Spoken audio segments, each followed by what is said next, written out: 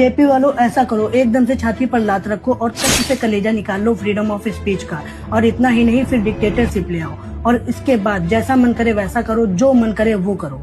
अंधभक्तों को तो समझ में नहीं आएगा, लेकिन अभी जो बीजेपी सरकार कर रही है वो फ्रीडम ऑफ स्पीच का कलेजा निकालने जैसा ही है। जैसे मीडिया को खरीदना, लोगों का इंडिया में अकाउंट बैन करवाना, अकाउंट तोड़वाना, IT एक्ट के जरिए वीडियो डिलीट करवाना और इतना ही नहीं, पैसा देकर अपनी तारीफ में हाई प्रोडक्शन के साथ 4 घंटे की प्रोपेगेंडा वीडियो बनवाना।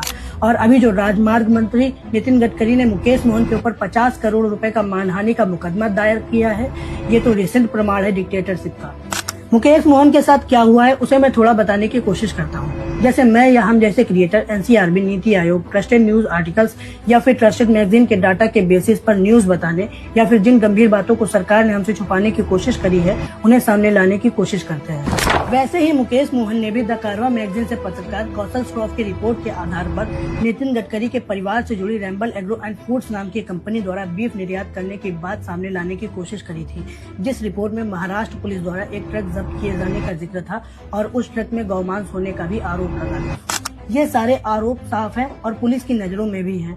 इसीलिए डरे हुए डिक्टेटर की पार्टी से डरे हुए नेता नितिन गडकरी, जिनकी खुद कुल संपत्ति 28 करोड़ है, उन्होंने द कारवां मैगजीन के ऊपर केस फाइल न करके मुकेश मोहन के ऊपर 50 करोड़ रुपए का डिफेमेशन फाइल शूट कर दिया। अब आप पूछोगे कि द कारवां मैगजीन के ऊपर केस फाइल शूट क्यों नहीं किया? वो इसलिए क्योंकि द कारवां मैगजीन के पास सारे सबूत होंगे और अगर द कारवां मैगजीन को कोर्ट में लेके जाते तब बड़ा पछताते। नितिन गडकरी के बेटे निखिल गडकरी CIN एग्रो के पीछे रैम्बल एग्रो द्वारा बीफ निर्यात करके कमाया सारा रुपया धरा आते, लेकिन मुकेश मोहन के ऊपर केस करना आसान था क्योंकि मुकेश मोहन कहाँ सबूत इकट्ठा करते फिरेंगे।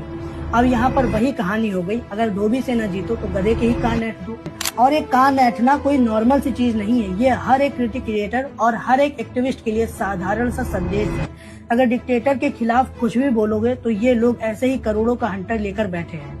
ये लोग केवल कहते हैं आलोचना लोकतंत्र के लिए अनिवार्य है, लेकिन आलोचना इनके लिए एक डूबती हुई कश्ती है। वैसे भी सरकार के खिलाफ बोलने में फटती है, अगर बोल भी रहे हो तो खिलाफ न जाना कभी तानाशाह के, अगर गए तो तुम्हारे ऊपर भी ऐसी ही विच हंटिंग हो सकती है।